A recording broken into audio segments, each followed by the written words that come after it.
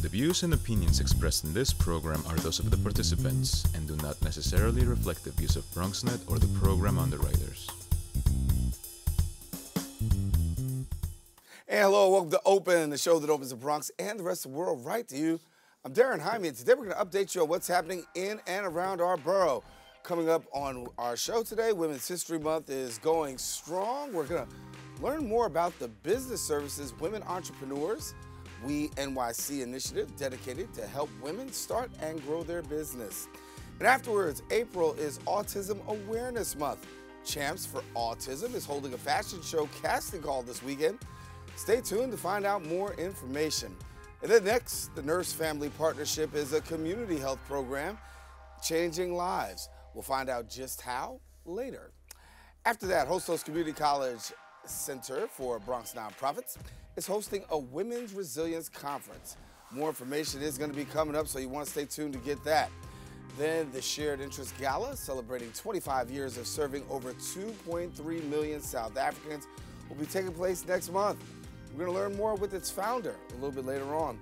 And lastly, the Participatory Action Research Team from Community Connections for Youth are joining us to tell us about their most recent survey titled 7 Generations of Bronx Femmes. So stay tuned, because all this and much more is heading your way.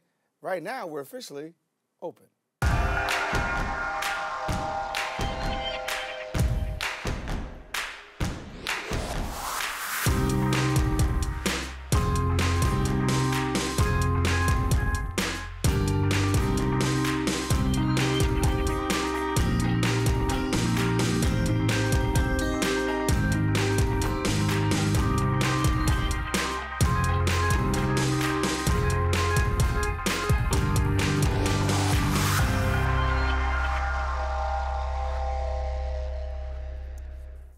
And hello, everyone. I'm Daren Jaime, and today is Wednesday, March 20th. It is actually the first day of spring. Yes, you're watching Open, a live program bringing the Bronx and New York City straight to you. We also want to welcome our viewers on Manhattan Neighborhood Network, as Open is now being broadcast live simultaneously on MNN's channel. You can stay connected to us via Twitter at BronxNet TV and Facebook at Open BronxNet Television. Well, a lot has certainly been going on through the past week. We're going to take you through it now with some Bronx updates.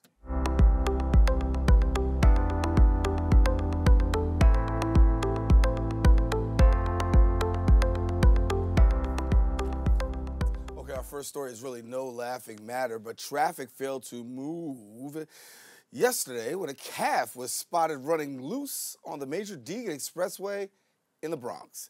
The calf was seen running southbound between the Cross Bronx Expressway and Yankee Stadium exit shortly before noon. The calf was caught and restrained by animal control and law enforcement officers.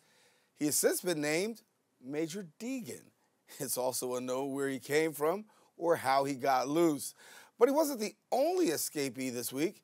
The NYPD Special Ops also rescued a goat on 132nd Street and Locust Avenue in the Bronx Saturday morning. Police believe it's escaped from a nearby slaughterhouse.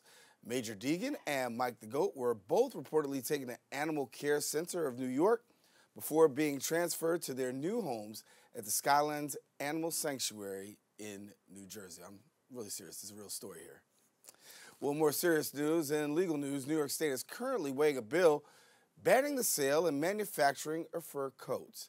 Assemblywoman Linda Rothenstall has introduced an anti-fur bill, similar to regulations in place in Los Angeles and San Francisco.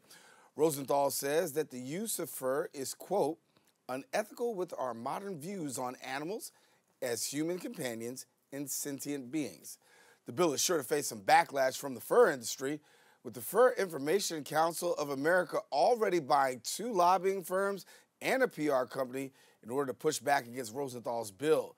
Now, should the sale of fur coats be banned in New York State? We ask you that question. We invite you to weigh in on our social media. Go to BronxNet TV on Instagram stories and BronxNet Community Television on Facebook.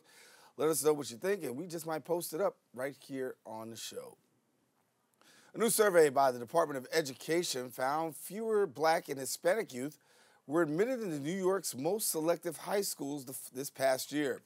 Now, the findings are raising the pressure on officials to confront the decades-old challenge of integrating New York's elite public schools. At Stuyvesant High School, out of 895 slots in the freshman class, only 7 were offered to black students. The Bronx High School of Science made 12 offers to black students this year, down from 25 last year.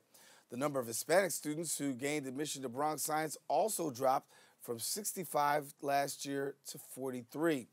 Now, these numbers come despite Mayor Bill de Blasio's vow to diversify specialized high schools. De Blasio proposed a diversity plan set to make elite schools set aside 20% of seats for students coming from low socioeconomic backgrounds. He eventually wants to get rid of the special high school admissions test, but that would require legislative approval, according to the New York Times. Now, New York City Public Advocate Jamani Williams took to Twitter suggesting what the city should be doing to increase diversity in our specialized schools. He says, quote, "We should not cut off access points to education or pit communities against each other." Assembly Speaker Carl Hastie also weighed in, taking to Twitter, announcing his office will be holding hearings into the admission policy at the New York City's elite public high schools in May. Well, that's all the time we have for Bronx Updates. We want you to stay with us. We've got more show, a big open coming up right after this.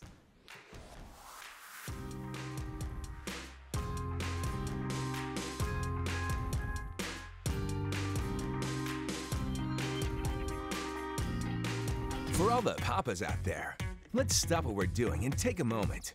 A moment to be with our kids. They can be loud moments, goofy moments, sporty moments, dorky moments, kooky moments.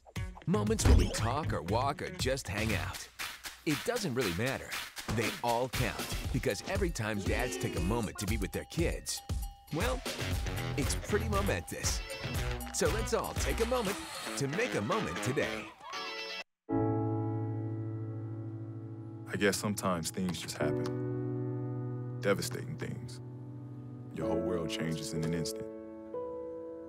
That's what happened to me the day my mother had a stroke. I'm Paul George, and I want you to spot a stroke fast. F, face drooping. A, arm weakness. S, speech difficulty.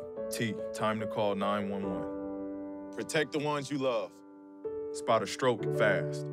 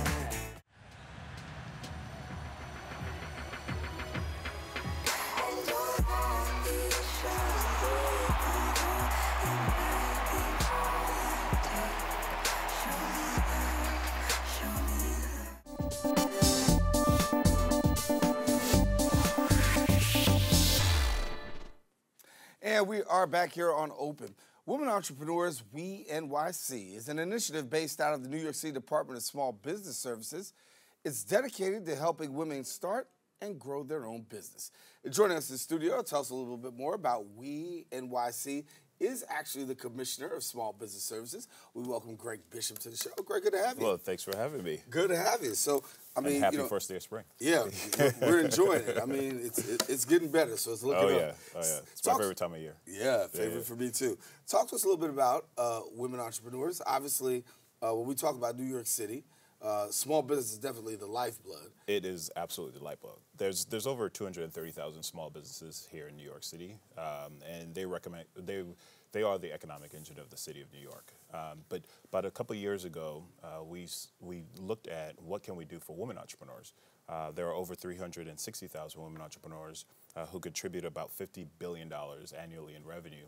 and we wanted to make sure that we provided as many services as possible to help them succeed in New York City. So we launched We NYC.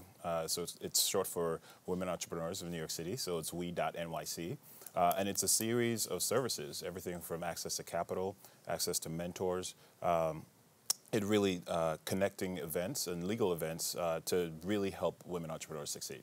So when we talk about women entrepreneurs, what are some of the major challenges that you think they're facing and we find them facing today? So we did a study. We spoke to over 1,500 women, and one of the major challenges was access to capital. So we have 3 programs we credit where women can connect and borrow up to $50,000. We have We Fund Crowd, where we partnered with an organization called Kiva Zip, where women can borrow up to $10,000, and the city will put in the first 10%, or up to $1,000. Because what we found in our studies is that 70% of women entrepreneurs are looking for less than $10,000. So we're looking to break down some of these barriers because they face a lot of barriers. You know, when a woman entrepreneur is in front of a banker, there's other barriers that they're facing that their male counterparts do not face. And in our studies, we saw that in 5 years, women entrepreneurs had the same goals as their male counterpart, but they had a different approach, which is why we wanted to connect them to also mentors to help them figure out how to actually grow their business successfully. So when you have these women and they get together, obviously it's a great feeling to have that kind of partnership, right? Yeah. They know that that gap is being Absolutely. I mean, the message that we want to send is the city of New York is here to help you as a woman entrepreneur, not only start your business, but grow your business. And we want to see women businesses thrive in New York City for a number of reasons. One, as I said, small business are the economic engine, but we want to also, as part of our MWBE program, the city spends anywhere from $15 to $18 billion a year, and we need more women-owned businesses to actually buy services to actually run the city. So when we talk about women who are out there right now, because we've had many women entrepreneurs here, Yep. What is the criteria for being a part? You just have to be in the 5 boroughs. Okay. Literally, you just have to have an idea, be in the 5 boroughs. You can go online to we.nyc, and you can find all the services. You know, we have legal services, so free attorneys to help you actually structure your business, help you with either contracts or leases. We have our capital access program, so between, you know, if you're looking for a microloan or even if you're looking to actually get funding, we have a number of programs to help get you access to capital. And we also have mentorship events, and also what we call We Connect. So you can meet your other women entrepreneurs and connect, and either a joint venture or just learn from each other. Given this current state of the economy right now, how do you find women entrepreneurs dealing and surviving amidst the times? So I think, you know, New York City is the most resource-rich city if you're an entrepreneur. So what we are finding is actually small businesses are the not only the economic engine, but they're the ones that are hiring. They typically hire within their local communities. So that's one of the other reasons why we want to support our women entrepreneurs. And women entrepreneurs are actually the fastest growing segment in terms of entrepreneurs who are starting businesses. Really? So we want to be supportive of that. But they're not represented, especially if you're looking at in areas of capital, venture capital. So we want to make sure that using the bully pulpit of the city of New York, we can say we want to see more women on corporate boards. We want to see more women running VC firms because they will make investments in women-owned businesses. Statistic just came up talking about how women, really employ, but really create 50. I know you mentioned this earlier. Yep. $50 billion. Yeah. That's not a small number. It is not a small number, and that's why it's important for us to do this. And we, as the city of New York, when we launched, we set a goal of connecting to over 5,000 women in 3 years. We connected to over 6,000. So clearly there's a strong demand for our services. Other cities have taken note and they're copying our program because they know that we need to provide the services for women entrepreneurs to be successful. Well, for people who want more information, what do they do? They can go online to we.nyc. They can follow us at Small Business Services. We have a number of other services, so anyone can go online as well at nyc.gov/SBS to learn more about our programs. And this is the season for the master class. I know you got master classes as well, right? Oh, of course. Yeah, want to make sure. So make sure, if you want to find out more information, please contact Gregg at the Department of Small Business Services. Thank you so much for coming. Thank you very much for having us. All righty, Gregg Bishop, who is the Commissioner of the Department of Small Business Services. We invite you to find out more about the NYC initiative. Visit we.nyc. Have to take a quick break. We will have more show, more open coming up. Right after this.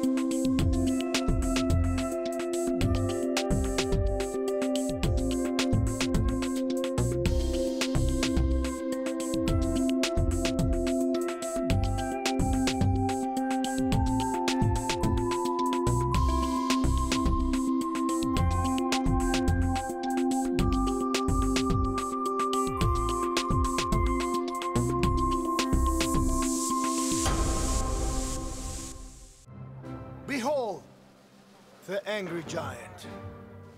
Behold, the angry giant. Behold, the angry giant. Behold, the angry giant. It only takes a moment to make a moment. Take time to be a dad today. So, I'm kind of new here, but I've noticed a trend. My human does this funny thing where she goes around and gets all my toys, and then she hides them in that basket by the door. You know, but it's always the same basket, and it's always in the same place. And then she acts so surprised when I find them, but, you know, she's putting them in the same basket. Again. It's like, hello, that's where you put it last time.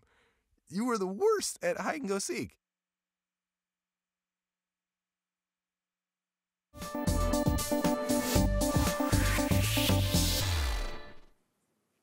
And welcome back. April is National Autism Awareness Month, and Champs for Autism is a not-for-profit organization with the mission of improving the lives of children with autism, and they're holding their I Believe in Me annual fashion show soon.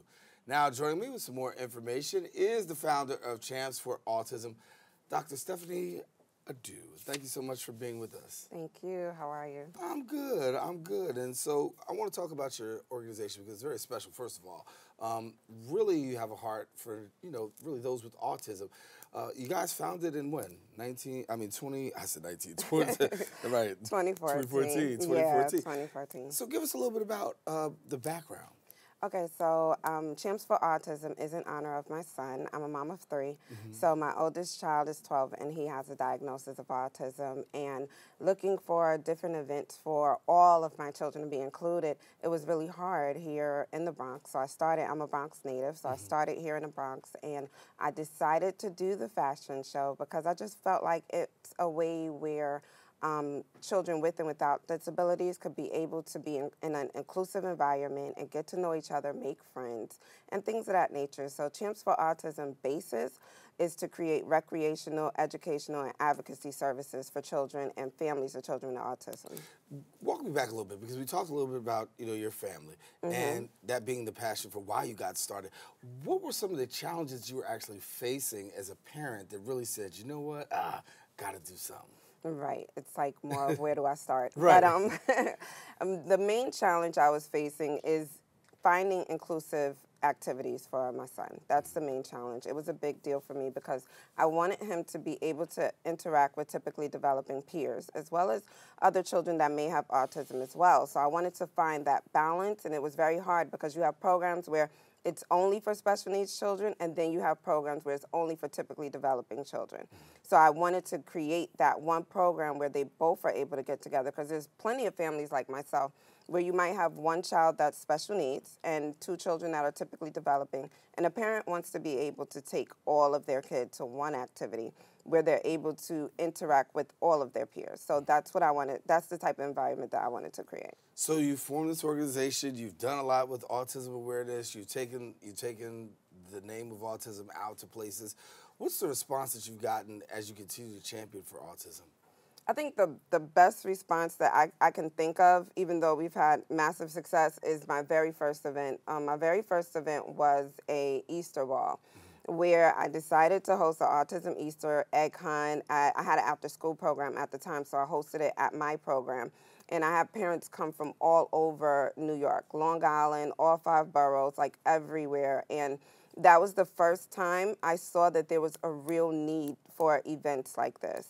And with that response, that's really how the fashion show actually took off, because I'm like, well, if the parents are interested in this, they'll be interested in the fashion show as well. But the best response was, we need more events like this. We need more inclusive environments. I want to find places to take my child and all of my children. So. Right. So you have another event coming up. You've got a fashion show, and you've got a casting call coming up. Yes, so the casting call is going to be hosted in Bay Plaza.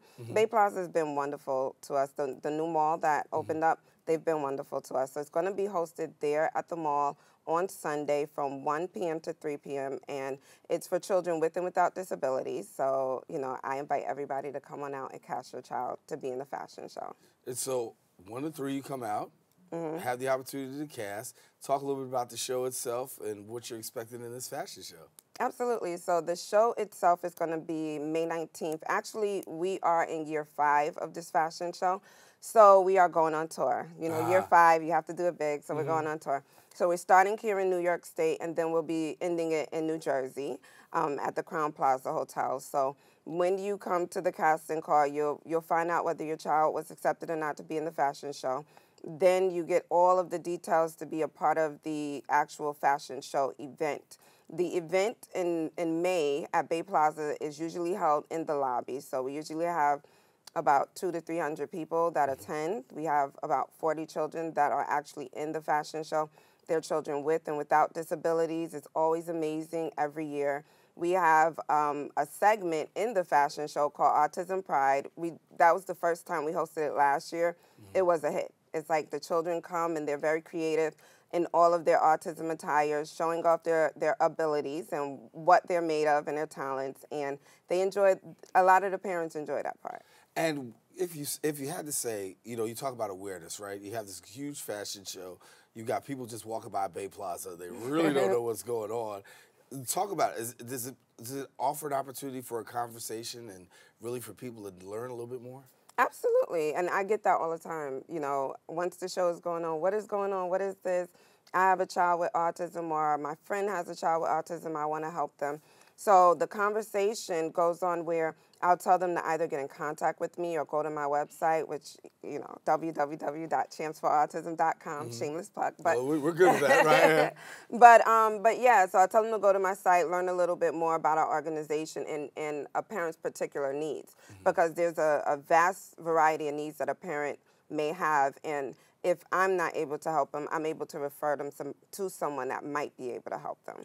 Well, thank you so much for coming and all the great work that you're doing. I want to tell people once again, make sure you come on out to the casting call this Sunday. Where they going to? Bay Plaza Mall, and it's going to be from 1 p.m. to 3 p.m. All right, Stephanie, thank you so much for coming and being with us. Thank you. Appreciate it. Thank you.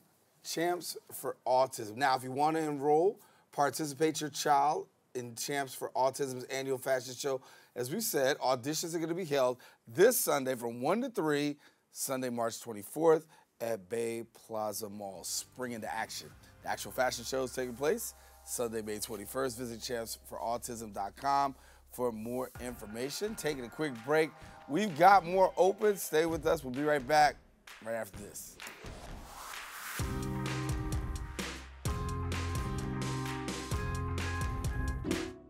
I'll never forget the day our landlord called and said, read your lease. No pets allowed. My owner tells him my dog ate the lease, but that didn't work. And now I'm stuck in a shelter. But this pit bull is ready for a new crib. I'm loving, loyal, and play well with others. So don't be intimidated by all my muscles, because the biggest one I have is my heart. That's right, I said it.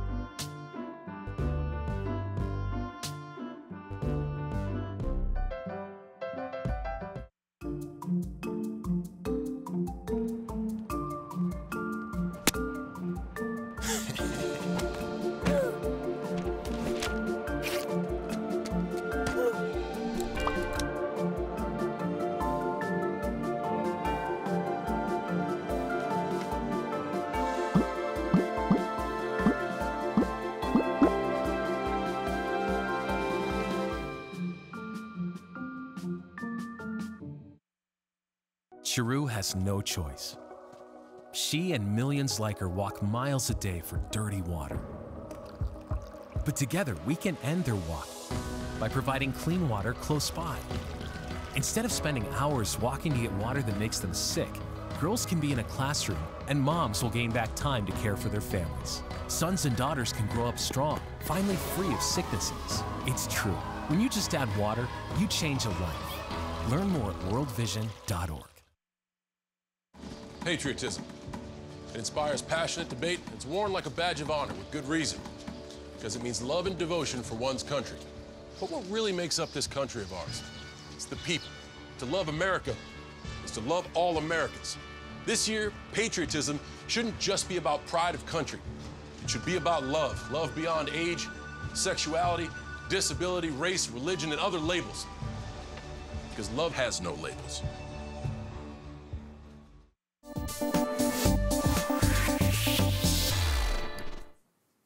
The Nurse Family Partnership empowers first-time moms to transform their lives, creating better futures for themselves and their babies. If you want to know a little bit about the program, well, Amanda Packman, an outreach worker from the Nurse Family Partnership, joins us now in studio, and I guarantee you it's something that you want to watch and hear. Amanda, good to have you. Thank you for having me. Good. So I want to talk about this here because when I was, doing a little study on this here, and it's a unique program. So. Yeah. It's a program that's designed for really first-time mothers and really walking them through that process. Yes. So Nurse Family Partnership, in order to be eligible for the program, we serve first-time moms that are under 28 weeks pregnant and are in the low-income population. And we serve all 5 boroughs, no matter where the mom lives. And, of course, we serve the Bronx.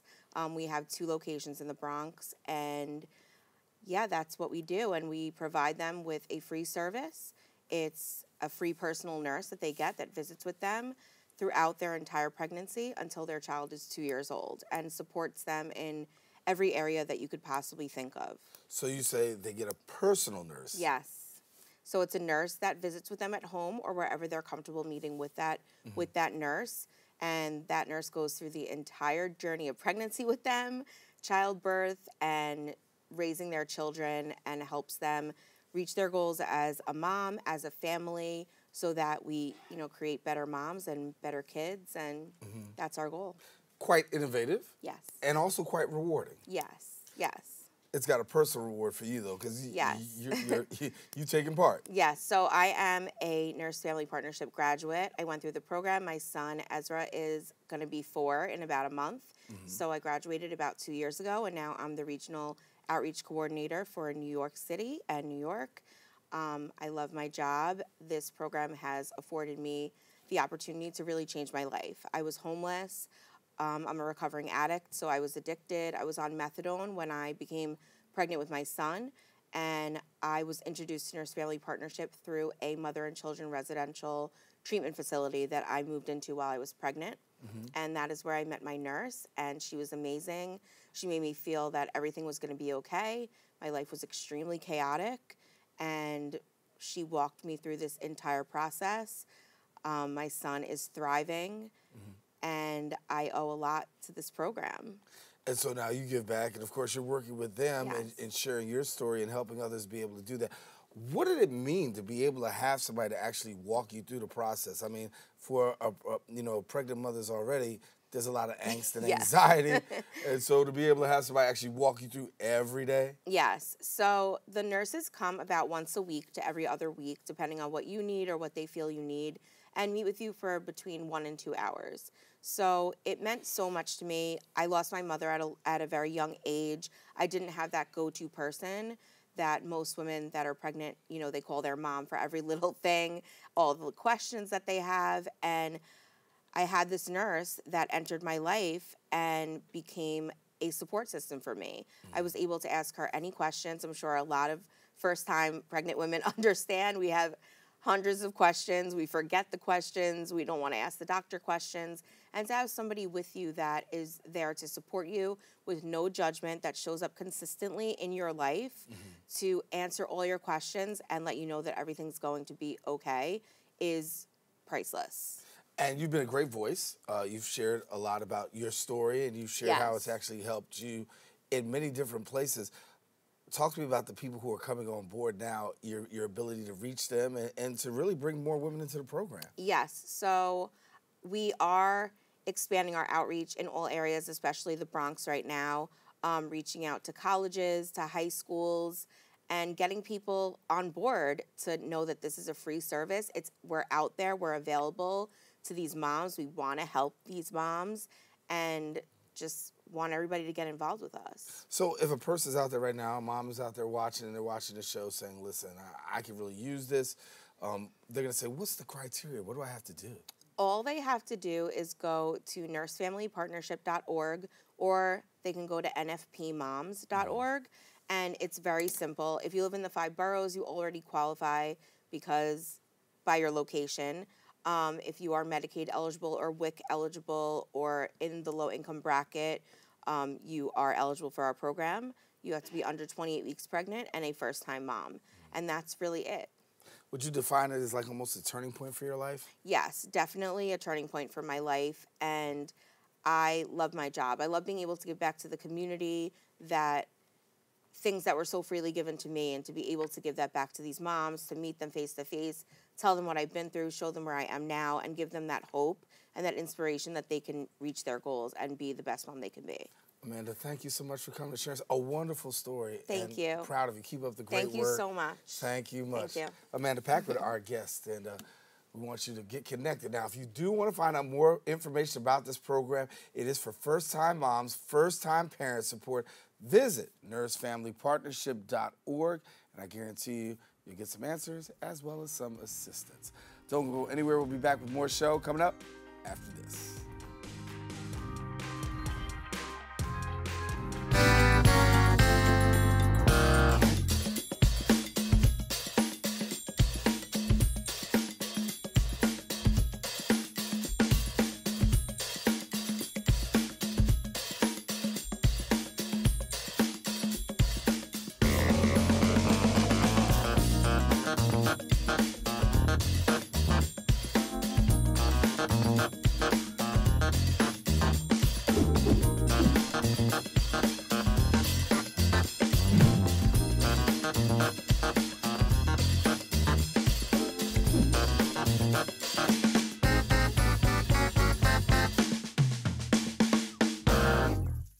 For all the papas out there, let's stop what we're doing and take a moment.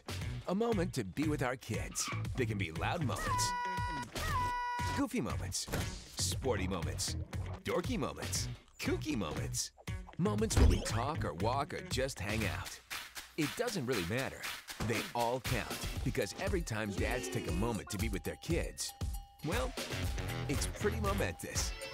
So let's all take a moment to make a moment today. Well, Thomas, you've got pre-diabetes. But with more exercise and a change in diet, it can be reversed. I've tried exercising. It just makes me hungry for bacon. I love bacon, too. And who really likes to exercise? Not me. Me neither. Nobody. So we're good? What? Oh, you still have pre-diabetes. Big time.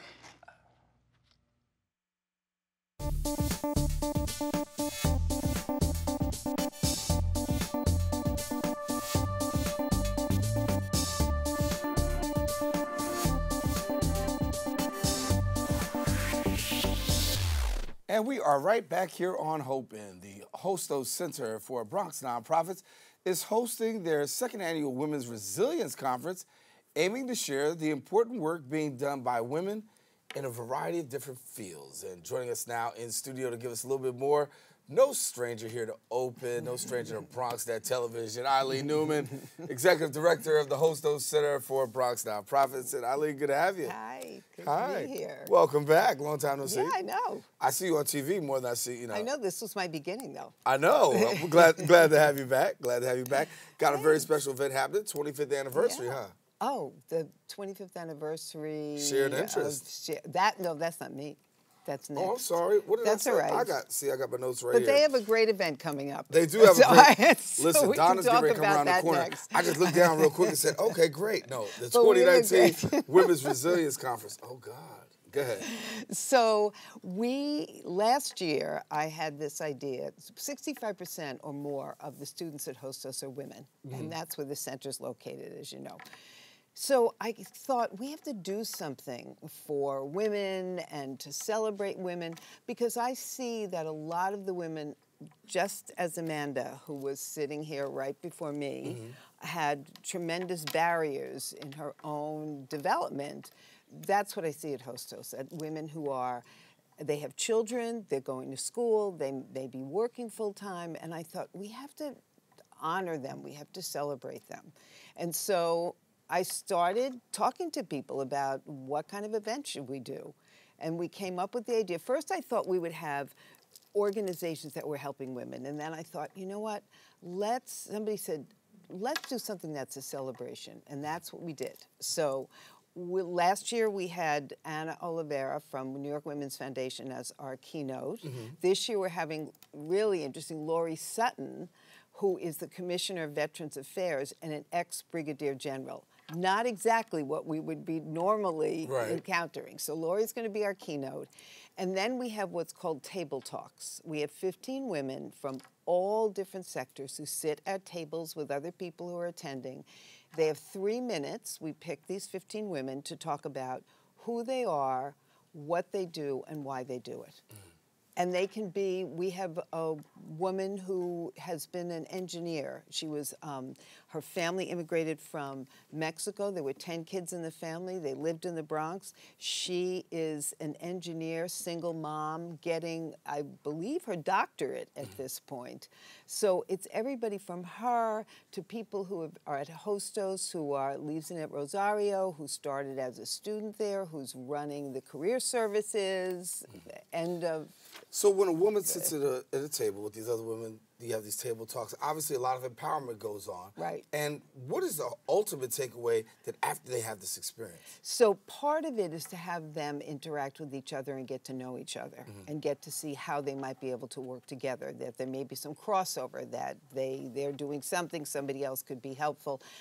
I think what happened, we couldn't predict it last year. I mean, we put this thing together and couldn't really predict what was going to happen. But the thing that happened is that people felt so good sharing this day with each other. There were people, like the head of Grace Outreach, brought her entire staff that day for professional development. So they had this day of interacting and learning from each other. And we have a breakfast, we have a lunch. This year, the other thing that we're doing this year is, and that will include Julie Menon, who is the census, I call her the queen of the census for New York City.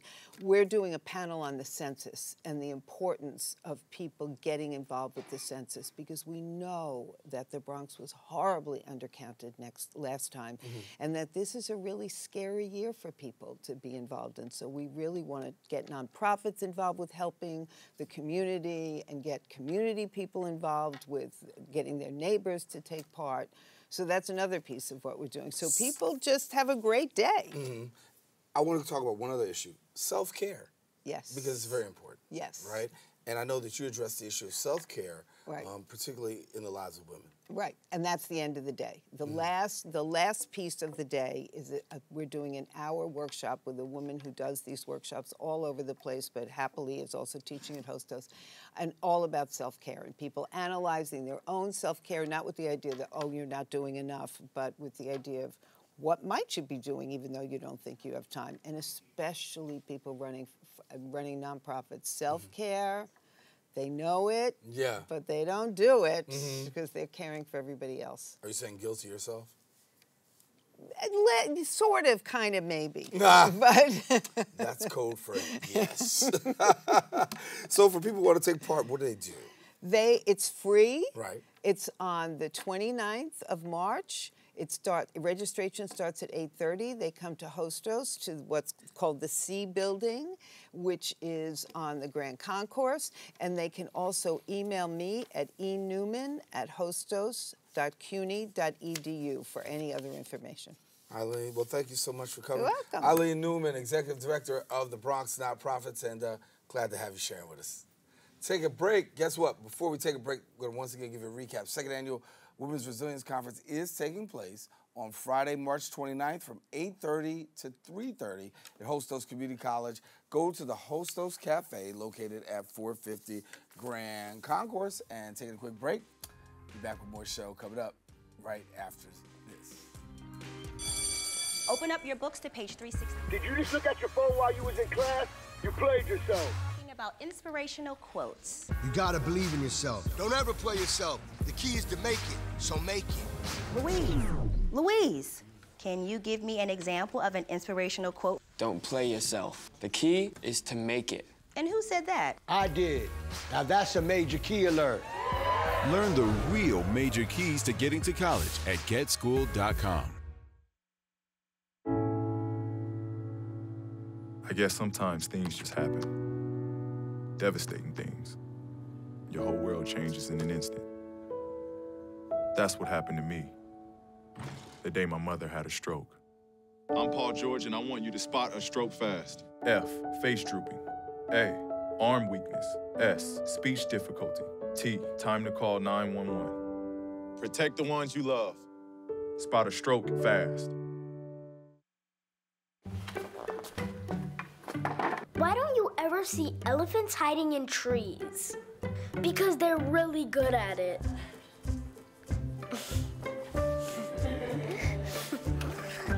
Yeah, I get it.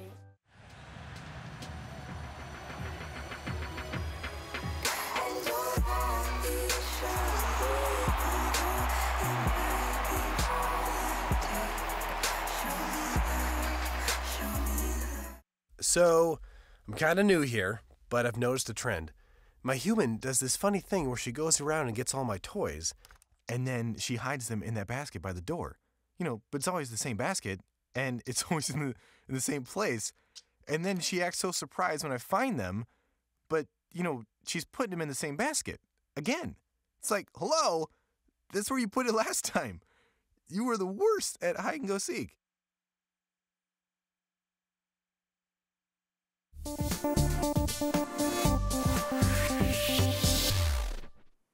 It is the first day of spring, and we're welcoming you back right here to Open, introducing you to a lot of great organizations making a difference in and around our community in the New York City area.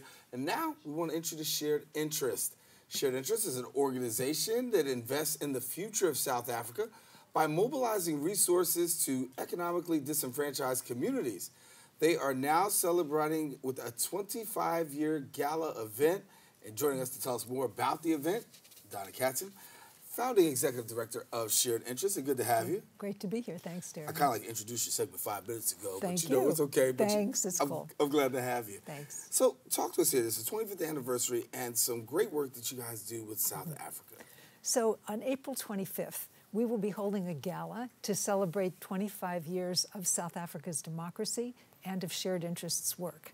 So some people may remember 25 years ago, the lines of people snaking in and out, waiting to vote in the hot sun to elect Nelson Mandela president.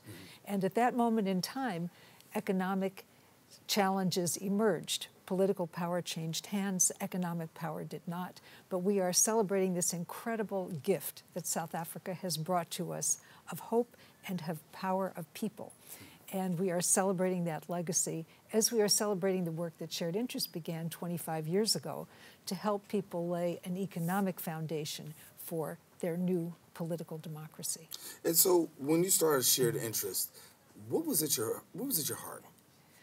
This partnership between the people of the United States and the people of South Africa that had gone on for decades as people looked at our slave past, apartheid in South Africa, both systems of white power and black poverty, and had looked and seen the struggles of people over the years and had been inspired by and helped each other. And that took many, many decades for South Africa to win its freedom from apartheid. And now they have entered into a stage where their struggles and our struggles in some ways resemble each other. Unemployment, growing inequality, the need to bring countries together. And we see that we still have a shared interest in that work, and we've been doing that for 25 years. So talk a little bit about the work that you've done, because you're actually able to provide economic assistance, resources, and what are some of the things you've been able to do? Well, you heard Commissioner Bishop at the beginning of the segment talk about access to capital, how hard it is for small businesses, particularly black-owned businesses, to get access to the funds they need to make their businesses work, or in South Africa's case, to make also their farms work, their co-ops work. We basically help small and growing businesses, farmers, primarily women, be able to go into a bank and get a loan. And that takes a lot of work. We work with the banks, we work with local partners, and in 25 years we reached 2.3 million low-income Black South Africans. And in the process, we are an investment fund, nonprofit, but an investment fund. We have lost zero of any investor's money. And so we are demonstrating that low-income Black businesses, emerging farmers, women entrepreneurs are good business partners and wonderful role models for people here as well. Awesome work that you're doing with the investment in South Africa. You got a 25-year gala celebration, and you got a very special guest you're honoring too, huh? We are very excited about this gala. We will be honoring two really iconic heroines from South Africa who are coming to the United States to be with us on April 25th at the Edison Ballroom right here in New York. And they are one, Thuli Madonsela, who is a one-woman powerhouse, unassuming-looking Black woman lawyer who almost single-handedly launched a campaign against corruption and has helped to change the course and the climate of South Africa's democracy over the last couple of years. She was public protector. They actually have one of those. And in that capacity, she has helped turn the nation's attention to issues of integrity and accountability. Again, someone from whom we could continue to learn. We are also honoring John Kani, who was one of the all-time greats in South African stage, screen, and television. He began under apartheid as an amazing playwright, actor, has ended up winning a Tony, many other awards, is coming to us. He has helped to do some of the work with The Lion King, and most recently was seen in Black Panther as T'Chaka. We're also honoring two organizations, Interfaith Center on Corporate Responsibility and South African Airways. Awesome. And so for people who want to take part in this event, obviously it's a ticketed event, what can they do? They can go to the website, www.sharedinterest.org, and find out the options. There are a number of ways to participate. And let me add, there is also going to be one dynamite after party. Gotta come out and hang out with Shared Interest. When you look at South Africa today, right, 25 years from, back, what's the most noticeable difference that you find in the work that you've done and things have changed? I'd like to tell that story through the eyes of one person. One of the women that we have worked with is part of a cooperative in the Western Cape. And this is a place where the government has helped to purchase land from former white landowners and give it to the workers on the farm who have been working this land for decades and know how to do almost every job on the farm except run it because they were never allowed to run it. So this new cooperative comes into being in 2015, and it then begins to produce, grow its grapes and citrus, but it needs access to capital because without capital, it can't grow.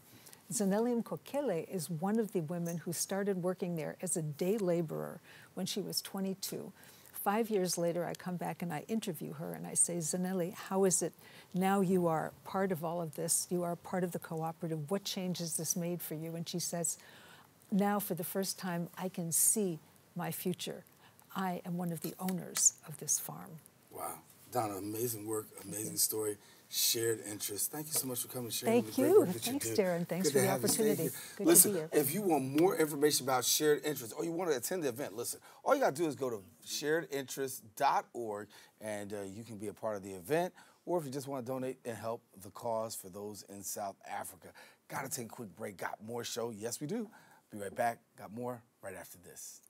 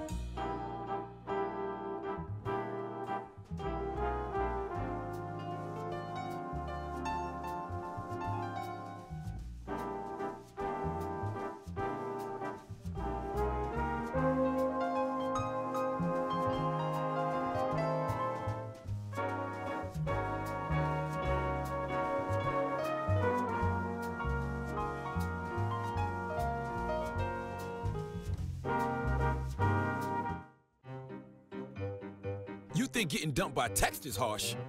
Try getting dumped by a tennis ball. My ex-owner drove me out to the woods, yelled fetch, and by the time I brought the ball back, he was gone. Yeah, I was pissed. But the folks at the shelter helped me let go of my anger. I learned coping skills, like taking it to the hole. Boom! Now I'm ready to fetch again. But how about I throw and you run and get it?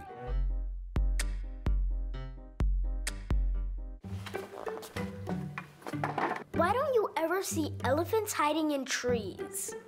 Because they're really good at it.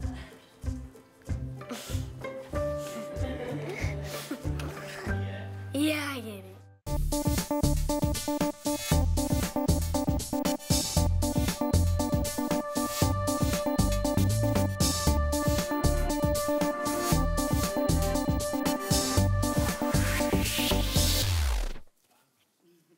And we are back. Community Connections for Youth is an organization with a mission to develop effective, community-driven alternatives to incarceration for youth. Now, their participatory action research team has recently conducted a survey titled 7 Generations of Bronx Femmes. Here now to share more information about CCFY and their research findings are Shaniqua West, Crystalee Romero-Smith, Devontae Lewis, and Dr. Whitney Richards Calathis. And from Community Connections for Youth, we welcome. I got all your names right? Yeah. Gold star for Daren, doing good. Good to have you all. Thank you so much. Thanks for having us. So you guys did some great work, and I want to get to a couple of things. First of all, I want to talk about the exploring gender and incarceration in the Bronx. So give us a little bit about that. Yeah, so over the past 2 years, collectively as a team, we worked to carry out a participatory action research project, which essentially means that when we think about research generally, we don't think about people that look like us, that come from the Bronx, and that work collectively together. And so over the course of 2 years, we thought of a research topic, research question, carried out a survey of over 100 young women in the Bronx to explore kind of the intersection between punishment systems and gender. And what are we finding? Who wants to tackle that one? Somebody tell me. So one of the interesting things that we found, one is that system contact with young women is multi-generational. So the vast majority of people that took our survey, young women that took our survey, also had a female family member that had also had system contact, whether that's arrest or contact with police. And that women were really the people who were there to support family members going through the system. But one of the, I think more surprising findings was even though women were showing up to support one another, moms, grandmas, they were actually receiving very little support in navigating the system. Yeah, and we also see that it's not just about gender, it's also about immigration as well. And so 28% of our girls surveyed that they were first-generation citizens. And we see that our community celebrates the immigrational culture, but there's these punitive approaches that correlate with the system of immigration and the juvenile justice system. So give me a little bit about Community Connections for Youth and what you're doing.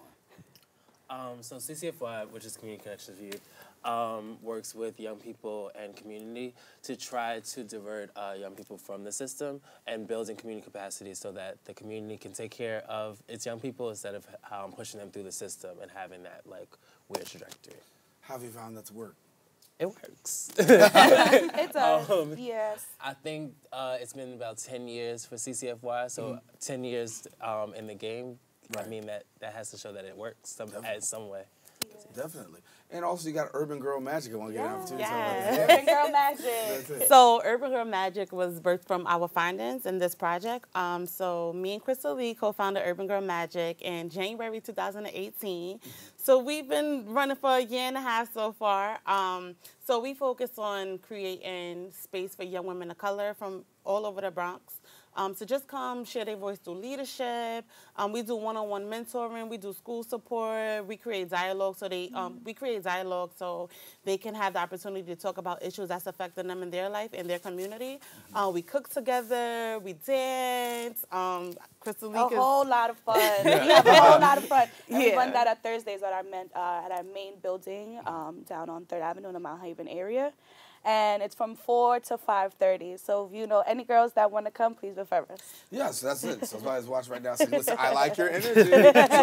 Metro cards, food, and some sisterly love. Like, it's just bringing girls together to just create that girlhood and sisterhood. Yeah. So when you talk about this atmosphere, this energy, obviously it's focused, right? Yes. In terms of trying to improve the lives of other people and really offer connection. Do you feel like, you know, the work that you do is really having a hands-on effect in terms of shaping and changing the lives of people?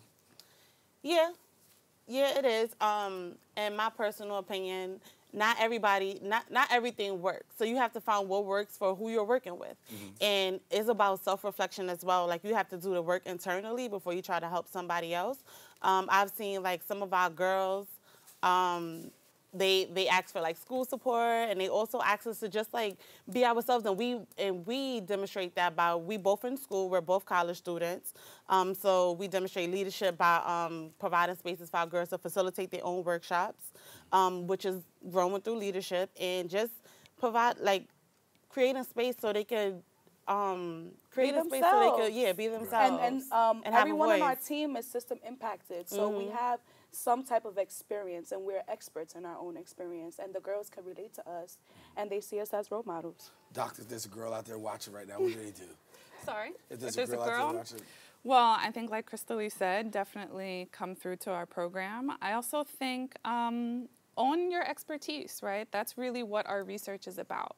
That a lot of times when people think about young people who are system impacted or going through the court system, there's a tendency to think about them as bad kids, right? The idea of an individual deficit. And really the idea is whatever you experience, own your story, right? The young women that we spoke to, our girls, are all actually experts on what alternatives to incarceration for young women can look like. Well, thank you all for coming. Certainly if you're a young lady out there, we want you to find out more about communications, community connections for you. It's been a long day, you know. You can visit their website at cc-fy.org. Well, definitely want to let you know we've come to the end of our show today. Want to thank all of our guests for joining us and you, the viewer, for tuning in. If you missed any part of the Recablecast, well, guess what? 5:10 p.m., Optimum Channel 67 for Verizon Fios, I should say, channel 33, or anytime on the web at bronxnet.org. Before we leave, special shout out to Lissy Dominguez, last time directing me here on the set of Open. Got to give her props where props is due. Raps for us here on the set of Open. That's why I messed this up, because I'm really emotional about Lissy, so we're going to talk about this later on. All right, talk to you later. Keep your heart, your mind, most of all, this channel wide open. Take care, everybody. God bless.